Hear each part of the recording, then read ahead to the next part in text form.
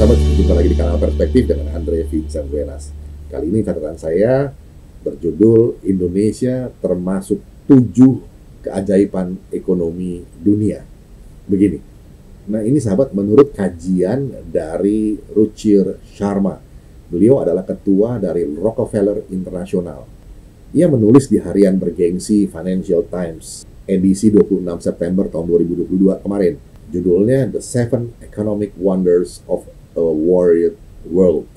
Indonesia dianggap masuk sebagai salah satu keajaiban ekonomi dunia bersama Vietnam, India, Yunani, Portugis, Saudi Arabia, dan Jepang.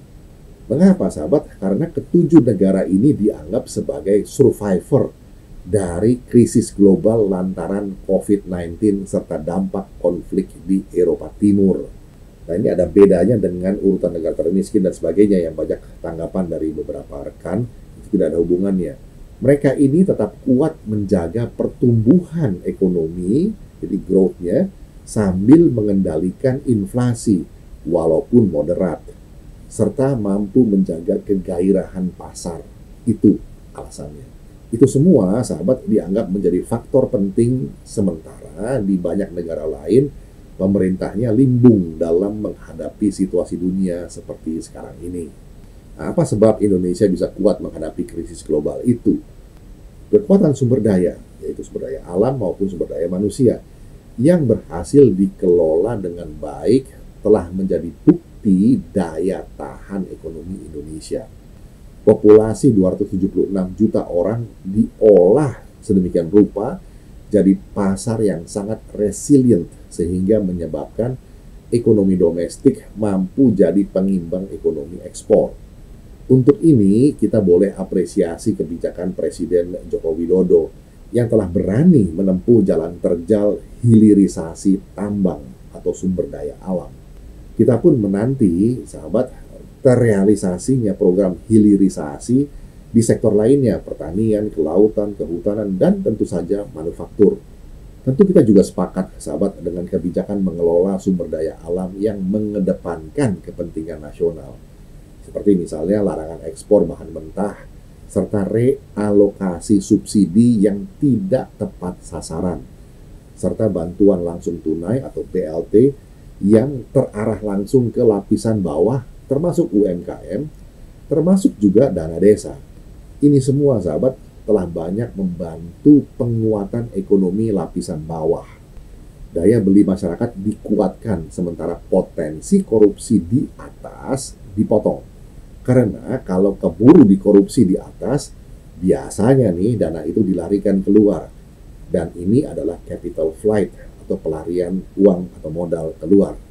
Tapi kalau digelontorkan langsung ke bawah via BLT misalnya atau dana desa dan seterusnya, bisa terjadi konsumsi serta produksi yang dampaknya menggairahkan pasar lokal.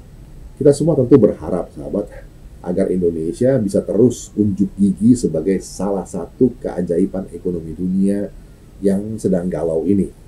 Belajar dari kajian Ruchir Sharma ini terhadap kebijakan ketujuh negara itu, maka secara singkat bisa digambarkan sebagai berikut. Pertama, investasi besar-besaran di infrastruktur, belajar dari kasus Vietnam. Kedua, pengelolaan sumber daya alam dan manusia, kasus Indonesia yang mengedepankan kepentingan nasional. Ketiga, investasi baru di bidang layanan digital dan manufaktur, ini belajar dari kasusnya India. Keempat, Yunani ini berhasil bangkit kembali dari sebab investasi asing serta pariwisata yang berhasil mereka kelola dengan baik. Yang kelima, Portugis juga demikian, ditambah kebijakan pensiun serta golden visa yang menarik banyak pengunjung sekaligus investor. Keenam, Saudi Arabia melakukan diversifikasi bisnis, kebijakan pelonggaran larangan terhadap kaum perempuan, para pekerja, dan wisatawan, termasuk kegiatan bisnis hiburan malam, realokasi pemanfaatan uang minyak ke pembangunan infrastruktur, termasuk pembangunan 10 kota pintar atau smart cities di Saudi Arabia.